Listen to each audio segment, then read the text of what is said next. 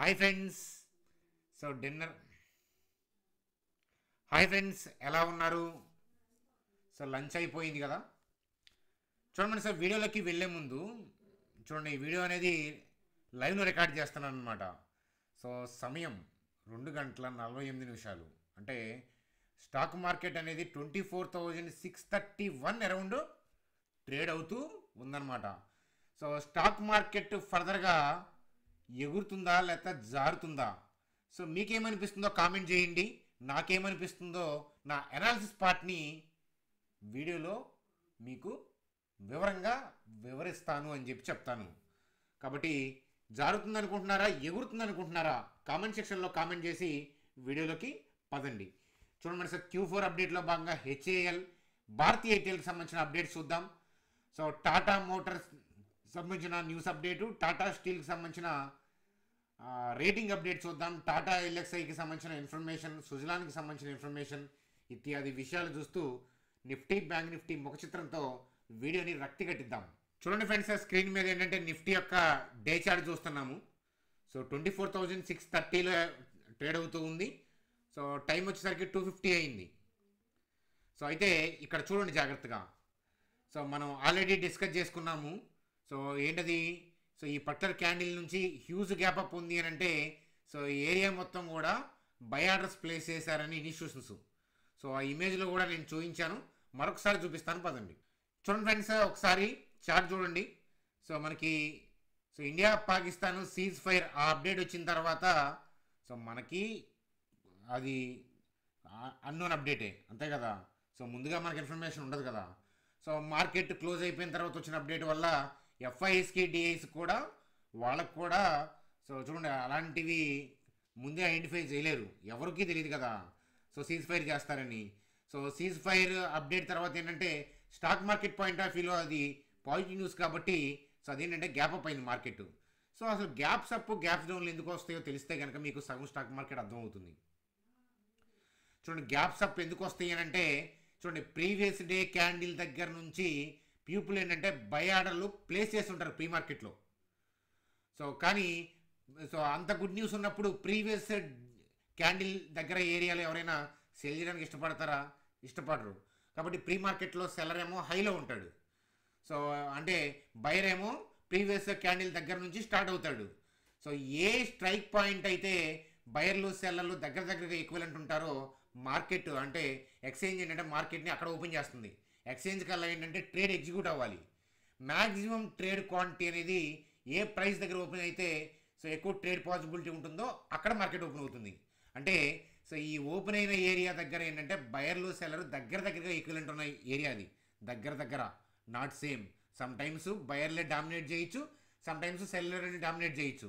కానీ ఓపెన్ అయిన ఏరియా ఏంటంటే దగ్గరగా బయర్లు సెల్లర్లు ఈక్వలెంట్ ఏరియా అనమాట.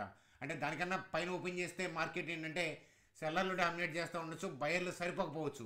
కానీ బాగా కింద ఏరియాలో ఓపెన్ చేస్తేమో బయర్ డామినేట్ చేస్తూ ఉండొచ్చు, సెల్లర్లు తగ్గట్టుగా ఆ రిక్వైర్మెంట్ తగ్గట్టు సెల్లర్లు ఉండకపోవచ్చు. కాబట్టి ఆ విషయం ఎవరికీ తెలియదు. ప్రీ మార్కెట్లో పెట్టే ఆర్డర్లు ఇన్స్టిట్యూషన్స్ ఎవరికి తగ్గట్టు ఎవరికి నచ్చినట్టు వాళ్ళు పెట్టుకుంటారు. కానీ ఎక్స్చేంజ్ ఏంటంటే ఎక్స్చేంజ్ కౌంటర్ ఆటోమేటిక్గా సెట్ చేస్తుంది మార్కెట్ ఎక్కడైతే ఓపెన్ అవ్వాలి అంటే ఏ స్ట్రైక్ పాయింట్ దగ్గర అయితే highest by orders cell orders దగ్గరకి ఈక్వలెంట్, ఎగ్జాక్ట్గా ఈక్వల్ అనేది చెప్పలేం కదా. కాబట్టి అక్కడ ఓపెన్ అవుతుంది అనమాట. సో అక్కడ ఓపెన్ అయ్యి మార్కెట్ పైకి వెళ్ళింది. సో ఒకసారి నేను పెయింట్లో చూపిస్తాను.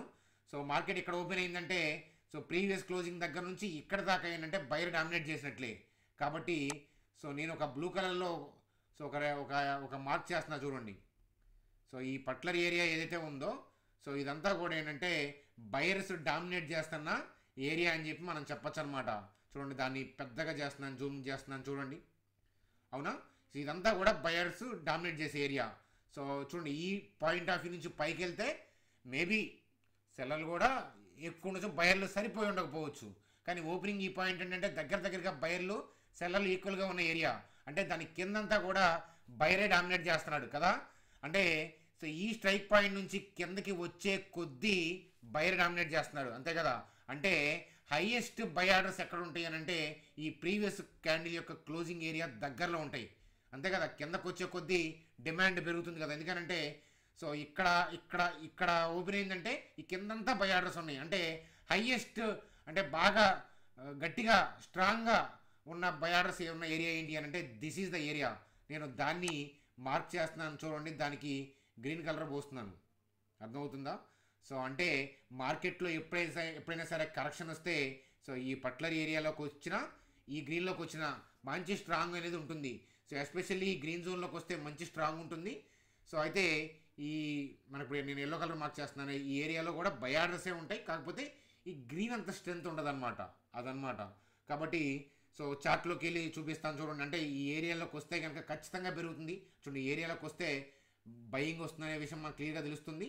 అలాగే ఈ గ్రీన్ అయితే కనుక చాలా స్ట్రాంగ్ బై ఆర్డర్స్ ఉన్నాయి. సేమ్ థింగ్ ఏంటంటే ఈ ఏరియాలోకి వచ్చినప్పుడు మ్యాక్రో డేటాలో మేజర్ చేంజ్ అనేది ఉండకూడదు, అది కూడా మనం చూసుకోవాలి. సో అది ఇంపార్టెంట్ అనమాట. కాబట్టి ఇవి ఏరియాస్ మార్క్ చేసుకోండి ఒకసారి అని చెప్పి చెప్తాను. హైయెస్ట్ బాగా డిమాండ్ ఉన్న ఏరియా అయితే కనుక 24,163, 23,936. ఇక్కడికి వస్తే ఏంటంటే ట్రేడ్ పాయింట్ ఆఫ్ వ్యూలో ఏదైనా మీరు వెతకడానికి దొరుకుతుంది. కానీ సో మనం అనుకున్న జోన్స్కి రావాలంటే రావు కదా, ఎందుకంటే మార్కెట్లో గుడ్ న్యూస్లు నడుస్తున్నాయి. యూఎస్ మార్కెట్లో సపోర్ట్ చేస్తుంది, అలాగే మనకి ఇక్కడ సీజ్ ఫైర్ అనేది చాలా మంచి గుడ్ న్యూస్ అయింది స్టాక్ మార్కెట్ పాయింట్ ఆఫ్ వ్యూలో. అందువల్ల ఏంటంటే సో మనకి గ్యాప్ అప్ అయి ర్యాలీ అయ్యింది. సో ఆ నెక్స్ట్ డే ఆర్డర్లు దొరకని so retail people aggressive by మోడ్లో ఉన్నారు కాబట్టి కొద్దిగా ప్రాఫిట్ బుకింగ్ కానీ చేసుకున్నారు. సో ఈ రోజు కూడా పాయింట్ ఆఫ్ వ్యూలో కూడా ఏంటంటే మనకి సో పైకి వెళ్ళింది. ఇక్కడ ట్రెండ్ చూడండి, ఇక్కడ నేను క్లోజింగ్తో కంపేర్ చేస్తే కొద్దిగానే పెరిగిందని చూడొద్దు, కానీ ఎగబడి పైకి వెళ్ళడానికి ట్రై చేశారు, కాకపోతే ఏంటంటే ఆర్డర్లు దొరకట్లేదు. సో అయితే ఏంటంటే మనకి పిరమిడింగ్ చేసేవాళ్ళు అంటే హెచ్ఎన్ఐస్ ఇట్లాంటి వాళ్ళకి ఏంటంటే సో ఇక్కడ నుంచి కూడా బై చేసుకుంటారు, ఎందుకంటే ఇలా బై చేసుకుంటారు, పడుతుంటే కనుక దాంతోపాటు సెల్ ఆఫ్ చేస్తారు, వాళ్ళకి వర్కౌట్ అవుతుంది. సో ఎందుకంటే మార్కెట్ కమింగ్ డేస్లో 24,800, 900 అలాగే 25,085 ఇటువైపు వెళ్తుంది, అందులో డౌటే లేదు. కాకపోతే సో ఈ మధ్యలో ఏంటంటే ఏదైనా మ్యాక్రో డేటా సపోర్ట్ చేయకపోతే అంటే మేజర్గా ట్రెండ్ చేంజ్ అయ్యేలాగా ఉంటే అది వేరే. సో ఆ ట్రెండ్ చేంజ్ అయ్యేలాగా ఉండే అప్డేట్లు అంత ఫాస్ట్గా వెంటనే ఎవ్రీడే రావు కదా. కానీ చిన్న చిన్న మైన్యూట్ ఏదైనా గ్లోబల్ థింగ్స్లో అలజడి ఉంటాయి కనుక ఈ పర్టికులర్ ఏరియా ఎస్పెషల్లీ చూడండి, ఈ ఎల్లో ఏరియా కానీ ఈ గ్రీన్ ఏరియా కానీ తెప్పించే ప్రయత్నం చేస్తారు. సో తెప్పించే ప్రయత్నం చేస్తారని చెప్పి మనం సెల్ కొట్టకూడదు, ఎందుకని బ్రాడ్ పిక్చర్ అప్ ఉన్నప్పుడు మార్కెట్ ఎప్పుడు కూడా ఏ కొద్ది అవకాశం ఉన్నా పైకి వెళ్ళాలని చూస్తుంది. వాళ్ళకి ఆర్డర్లు దొరకే కానీ వాళ్ళ ఇంటెన్షన్ ఏంటంటే పైకే ఉంది. Broad picture of the stock market up. So చాలామంది కన్ఫ్యూజ్ అవుతారు, బ్రాడ్ పిక్చర్ అప్ అయితే మరి హైకి వెళ్ళి ఎందుకు డిప్ అవుతుంది, ఎందుకని అంత వేగంగా వెళ్ళట్లేదంటే సో పైకి వెళ్ళాలని ఇంటెన్షన్ ఉండడం సరిపోదు. సో అవతల అమ్మేవాళ్ళు కూడా దొరకాలి కదా, అందరికీ తెలుసు కదా గుడ్ న్యూస్ అని. సో మీలో ఎవరైనా ఉన్నారా సో ఎగబడి సెల్ చేయడానికి సిద్ధంగా ఎవరైనా ఉన్నారా అంటే చాలా తక్కువ మంది ఉంటారు, అంతే కదా. సో నిన్నైతే కనుక అసలు ఉండకపోవచ్చు, ఎందుకని సో మొన్న పెరిగింది కాబట్టి రిటైల్ పీపుల్ అంతా బై మోడ్లోనే ఉంటారు. వాళ్ళకి ఆర్డర్లు దొరక్క, వీళ్ళు బై చేయాలంటే సెల్ ఆర్డర్లు దొరక్క సో వాళ్ళే రివర్స్లో ప్రాఫిట్ బుకింగ్ చేసుకుంటున్నారు. అంతేగాని మార్కెట్ యొక్క ఇంటెన్షన్ ఏంటంటే పైకే ఉంది, బ్రాడ్ పిక్చర్ పైకే ఉంది. కానీ రిటైల్ పీపుల్ ఏదైనా ఏరియా ఐడెంటిఫై చేయాలంటే ఎట్లాంటి ఏరియా ఐడెంటిఫై చేయాలి, ఎట్లాంటి ఏరియా ఐడెంటిఫై చేయకుండా సో ఇక్కడ కరెంట్ మార్కెట్ ప్రైస్ నుంచి కూడా వెళ్ళొచ్చు, కానీ సో అది అంత ఈజీ థింగ్ కాదు. సో దానికి ఎక్స్పీరియన్స్ అవసరం, సేమ్ థింగ్ అంటే దానికి చాలా క్యాపిటల్ కూడా అవసరం. అందుకని నేనేమంటానంటే retail people trade point of view ఎట్లాంటి ఏరియాస్ కోసం వెయిట్ చేయమంటాను, సో ఎట్లాంటివి అబ్జర్వ్ చేయమంటాను. అందుకని 6 months మన ఛానల్ చూడమంటాను. సో టెలిగ్రామ్ గ్రూప్లో ఇచ్చే బైట్స్ని కూడా మీరు గబగబా ట్రేడ్ చేయొద్దని మీకు చాలాసార్లు చెప్పాను. అవి ఏంటంటే కాన్సెప్ట్ నేర్పిస్తూ ఉన్నాను, మీరేంటంటే సో కాన్సెప్ట్ నేర్పిస్తాను, ఆ పాయింట్ కూడా మీకు చెప్తున్నాను, ట్రేడ్కి వెళ్ళొద్దు కాన్సెప్ట్ చూడండి అని చెప్పి చెప్తున్నాను. మీరు కాన్సెప్ట్ చూస్తే ఒక 6 months చూస్తే దాని తర్వాత మీరు ఓన్గా ట్రేడ్ చేసుకోగలుగుతారు. ఎందుకంటే నేనేమి అక్కడ బై స్టాప్ లాస్ టార్గెట్ చెప్పట్లేదు కదా. సో అఫ్కోర్స్ సెబీ రూల్ ఉంది, మేము చెప్పకూడదు. సో సెబీ రూల్ రాకముందు సో చాలామంది సోషల్ మీడియాలో నడుస్తున్నట్లు మనం కూడా చెప్పేవాళ్ళం, కానీ ఇప్పుడు అలా సెబీ రూల్ ప్రకారం ఏంటంటే చెప్పకూడదు. సేమ్ థింగ్ ఏంటంటే మీకు ట్రైన్ చేయమని చెప్పారు, కాన్సెప్ట్ నేర్పించమన్నారు, మీకు ఆ కాన్సెప్ట్ నేర్పిస్తా ఉన్నాను. కాబట్టి 6 months మీరు చూస్తేనే కాన్సెప్ట్ అర్థమవుతుంది, అంతేగాని సో ఆ మెసేజ్ని మీరు ఏదో ట్రేడ్ పాయింట్ ఆఫ్ వ్యూలో తీసుకుందామని చూస్తే ఇబ్బంది పడతారు. ఎందుకంటే ట్రేడ్ ఏరియాస్ ఇవి అనమాట. సో ఈ పర్టికులర్ ఏరియా నుంచి చేయాలంటే ఆల్రెడీ ఓన్గా మీకు నాలెడ్జ్ ఉండాలి. సేమ్ థింగ్ ఏంటంటే మార్కెట్ రివర్స్ అవుతున్నప్పుడు రెట్టింపు క్వాంటిటీతో సెల్ చేయడానికి కూడా సిద్ధంగా ఉండాలి. ఆ పిరమిడింగ్ కాన్సెప్ట్ ఆ స్టైల్ వేరనమాట. కాబట్టి అబ్జర్వ్ చేయండి. సో అయితే మనం అనుకున్న ఈ పసుపచ్చ ఆకుపచ్చ దాకా వస్తుందా రాదా అది మనం జడ్జ్ చేయలేము, వాటిని ఊహించలేము. కానీ ఓవరాల్గా మార్కెట్ డైరెక్షన్ అయితే పైకే, కిందకు వచ్చినా పైకి వెళ్తుంది, కిందకు రాకుండా అయినా పైకి వెళ్తుంది, అన్లెస్ అంటిల్ మ్యాక్రో డేటాలో చేంజ్ లేకపోతే. మ్యాక్రో డేటాలో ఏదైనా పెద్ద పిక్చర్ చేంజ్ వచ్చింది అనుకోండి, ట్రంప్ లాంటి వాళ్ళు ఏదైనా కంపు చేశారనుకోండి కామెంట్స్తో, దానికి ఏ సోషల్ మీడియా ఎవరు ఏం చేయలేరు కదా. కాబట్టి సో అదనమాట కదా. చూడండి ఫ్రెండ్స్, సో ఇప్పటిదాకా మనం చెప్పిన థింగ్స్ నచ్చితే కనుక సో వీడియోని లైక్ చేయడం అనేది మర్చిపోవద్దు. సో అలాగే సబ్స్క్రైబ్ చేయటం మర్చిపోవద్దు అని చెప్తాను కొత్త వాళ్ళకి, ఎందుకంటే మన ఛానల్ మీకు పనికొస్తుంది. ఫ్రెండ్స్, హెచ్ఏఎల్కి సంబంధించి సో ర్యాలీ కొనసాగుతూ ఉన్నాయి. కంటిన్యూస్ ర్యాలీ కారణం ఏంటి అని అంటే, మేక్ ఇన్ ఇండియా థీమ్లో డిఫెన్స్ సెక్టార్ మీద మనమే ఓన్గా తయారు చేసుకుందాం అనే పాయింట్ ఆఫ్ వ్యూలో పీఎం గారు కామెంట్ చేయడంతో స్టాక్స్ ర్యాలీ అవుతున్నాయి. దాని యొక్క Q4 అప్డేట్ చేస్తే రెవెన్యూ ఫ్లాట్ ఉంది, ఫ్లాటే కదా 7% డౌన్ అని చెప్పొచ్చు. నెట్ ప్రాఫిట్ కూడా 7% డౌన్ ఉంది. అలాగే భారతీ ఎయిర్టెల్కి సంబంధించి రెవెన్యూ 27% పెరిగింది. సో నెట్ ప్రాఫిట్ 432% పెరిగింది. మంచి రిజల్ట్స్ పోస్ట్ చేసింది చూడండి. అలాగే డబ్ల్యూపీఐ ఇన్ఫ్లేషన్ చూడండి 0.85%. సో చాలా హ్యూజ్ డ్రాప్ అనమాట. హోల్సేల్ ప్రైస్ ఇండెక్స్ దాని ఇన్ఫ్లేషన్ అనేది సో చాలా హ్యూజ్ డ్రాప్ అనమాట. ఇలా ఇంత డ్రాప్ ఉన్నప్పుడు ఏంటంటే సో ఏం చేస్తారు అని అంటే వడ్డీ రేట్లు కట్ చేస్తారనమాట. అంటే ఫర్దర్గా కూడా వడ్డీ రేట్లు కట్ చేస్తామని ఆల్రెడీ ఆర్బీఐ చెప్పారు, గైడెన్స్ ఇచ్చారు. ఫర్దర్గా అది చేసే అవకాశాలే కనిపిస్తుంది. అలాగే టాటా ఎల్ఎక్స్ఐకి సంబంధించి so collaboration with Mercedes Benz అనమాట, research and development India.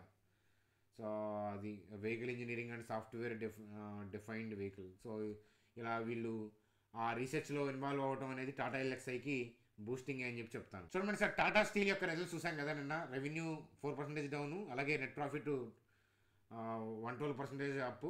So అయితే చాలామంది రేటింగ్ ఏజెన్సీస్ కొంతమంది ఏమో డౌను 125కి వెళ్తుందని, కొంతమంది ఏమో 170కి వెళ్తుందని చెప్తున్నారు. సో అయితే ఏంటంటే మీరు చూడాల్సింది 125, 170 కాదు.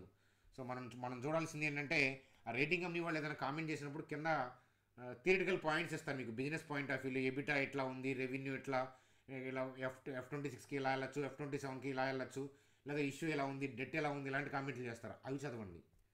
సో అదనమాట కదా.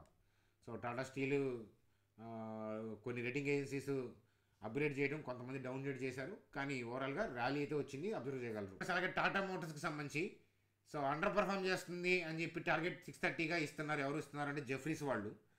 కానీ టాటా మోటార్స్కి ఏంటంటే ఆల్రెడీ చాలా హై నుంచి చాలా డిస్కౌంట్ అయ్యి ఉంది.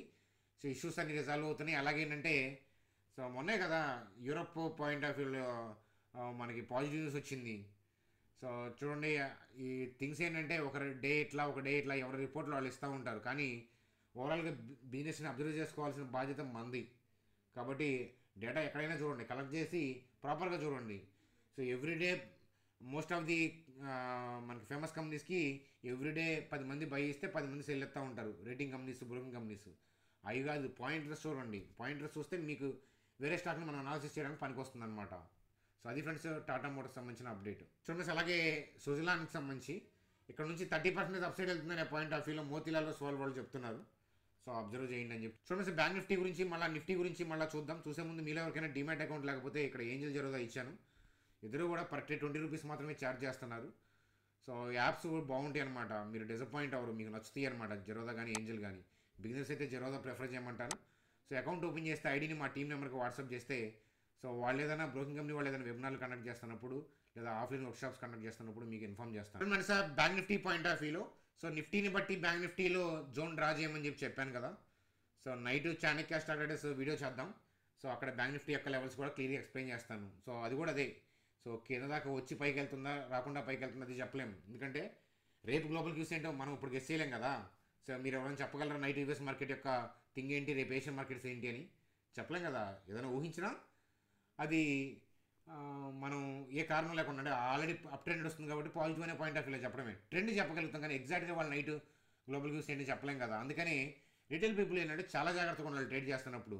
ఈ డిప్స్ వచ్చి పైకి వెళ్తున్నప్పుడు ఓకే, ఇలాంటి జోన్లోకి వచ్చినప్పుడు, ఇలాంటి జోన్లో రాకుండా కూడా పైకి వెళ్తాయి, వాటిని ట్రేడ్ చేయడం అనేది సో అది ఆర్ట్, అంత ఈజీ థింగ్ కాదు. చాలా మనీ కూడా కావాలి, చాలా ఎక్స్పీరియన్స్ కూడా కావాలి, అదనమాట కదా. కానీ ఓవరాల్గా ట్రెండ్ ఎడిపోతుంది అని అంటే అప్ సైడ్. సో రేపు ఎండ ఎంత కాస్తుంది అంటే చెప్పలేం, కానీ సీజన్ ఏంటి అని అంటే సో ఏం చెప్పచ్చు, మనకి ఎండాకాలం నడుస్తుందని చెప్పచ్చు కదా, అదనమాట కదా. సో అలాగే నిఫ్టీ చార్ట్ చూస్తే నిఫ్టీ చార్ట్లో కూడా సో మీకు ట్రెండ్ పాజిటివే, కానీ ఏంటంటే డిప్ వచ్చే కొద్దీ సో ఏదో అంటారు కదా మొలగ చెట్లాగా ఏంటంటే నరికే కొద్దీ పెరిగిద్ది. సో కరివేపాకు చెట్లాగా ఏంటంటే సో వాటిని దూసే కొద్దీ పెరుగుద్ది. సో ఎందుకంటే అప్ ట్రెండ్ నడుస్తున్నప్పుడు సో కింద డిప్ అయ్యే కొద్దీ దాంట్లో ఏంటంటే ఓట బావిలో ఓటలాగా తవ్వే కొద్దీ ఏంటంటే ఓట వస్తుంది అనమాట అది. కానీ ఖచ్చితంగా ఇక్కడ దాకా డిప్ అవుతుంది అని చెప్పలేని పరిస్థితి. ఎందుకని బ్రాడ్ పిక్చర్ అప్ అని అందరికీ తెలుసు. సో నాకు తెలిసి బ్రాడ్ పిక్చర్ అప్ అయినప్పుడు ఎవరు కూడా ఫూలిష్గా సెల్ చేయరు. సో ఆఫ్కోర్స్ రేపొద్దున ఏదైనా మార్కెట్లో పడితే మీరు సెల్ చేయొద్దన్నారు, అట్లాంటి కామెంట్లు చేయొద్దు నన్ను. అర్థమవుతుందా? ఎందుకంటే రేపు పడిద్దని మీకు తెలిస్తే మీరు ముందు సెల్ కొట్టుకోండి, అది మీ ఇష్టం. సో ఇక్కడ నేను చెప్పట్లేదు, మామూలుగా నేను ఎనాలిసిస్ పార్ట్ నేర్పుతున్నాను. బ్రాడ్ పిక్చర్ అప్ ఉన్నప్పుడు, సో అంటే ఐ మీన్ సో ట్రెండ్ అనేది అప్పు ఎందుకు మారింది? ట్రెండ్ అప్కి సీజ్ ఫైర్ చేయడం వల్ల. సో ఆ మ్యాక్రో డేటాలో పాజిటివ్ థింగ్స్ వచ్చినాయి కాబట్టి మ్యాక్రో డేటాలో ఏదన్నా మనకి మలినం అలా కనిపించేదాకా, మేజర్గా డ్రాబ్యాక్ కనిపించేదాకా ఏంటంటే మనం ట్రెండ్ పాయింట్ ఆఫ్ వ్యూలో డౌన్ సైడ్ థింక్ చేయకూడదు. ట్రెండ్ డౌన్ కాకపోయినా పడతాయి మార్కెట్లు. ట్రెండ్ అప్ ఉన్నా కూడా పడతాయి, డిప్స్ వస్తాయి. ఆర్డర్లు దొరక్క ప్రాఫిట్ బుకింగ్ చేసుకోవడం వల్ల డిప్ అవుతాయి. సో సపోజ్ ఎస్టర్డే డిప్పు, సో ఈ రోజు కూడా అంత మూమెంట్ లేదు కదా, కానీ సో గట్టి డిప్ వస్తే కనుక బాగా పెరుగుతుంది. సో కానీ గట్టి డిప్ వస్తుందా రాదా చెప్పలేము అనమాట. ఓవరాల్గా మార్కెట్ ఏంటంటే పైకి వెళ్ళాలని చూస్తున్నప్పుడు డిప్ వచ్చైనా పైకి వెళ్తుంది, డిప్ రాకుండా అయినా పైకి వెళ్తుంది. డిప్స్ వస్తాయా లేదా అనేది గ్లోబల్ క్యూస్ని బట్టి డిపెండ్ అయి ఉంటాయి కాబట్టి వాటిని నేను ఊహించను. అట్లా ఊహించుకొని ట్రేడ్ చేసుకోవాలంటే చేసుకోండి. సో మార్కెట్ ఏంటంటే నేర్పిద్ది మీకు. కాకపోతే మార్కెట్ వర్క్ని ఎప్పుడు ఏమి నేర్పదు కదా, కాస్త మొక్కుబడులు చెల్లించాల్సి వస్తుంది అనమాట. అదనమాట కదా. కాబట్టి సో నేను చెప్పింది అబ్జర్వ్ చేయమంటాను, ఎందుకంటే ఎవరు చెప్పిందైనా బిలీఫే, కానీ మీరు అబ్జర్వ్ చేసి మీరు నేర్చుకుంటే అది ట్రూత్. అది ఫ్రెండ్స్ మనకి ఈరోజు వీడియో. సో నేను తమ్నెయిల్లో ప్లేస్ చేసి ఏదైనా అప్డేట్స్ మిస్ చేస్తే నేను నైట్ చాణక్య స్టాక్ ట్రేడర్స్ అంటే మన ప్రైమరీ ఛానల్. సో దాంట్లో నైట్ 8 కానీ 9 కానీ వీడియో రిలీజ్ చేస్తాను. సో అక్కడ మనం డిస్కస్ చేద్దాం. ఇంకేదైనా మిస్ చేసి ఉన్నా, ఇంకేదైనా ఇంపార్టెంట్ అప్డేట్లు ఉంటే కనుక అక్కడ డిస్కస్ చేద్దాం. ఈ రోజు న్యూస్ అప్డేట్లో ఏదైనా ఇంపార్టెంట్ థింగ్ అయి ఉంది, నేను ఇప్పటికీ ఈ వీడియోలో కవర్ చేయలేదు అనిపిస్తే కూడా కామెంట్ సెక్షన్లో కామెంట్ చేయండి. బాగా ఇంపార్టెంట్ అంటే వాటిని నైట్ వీడియోకి యాడ్ చేసే ప్రయత్నం అనేది చేస్తాను. అది ఫ్రెండ్స్ మనకి ఈరోజు వీడియో. Bye, good day.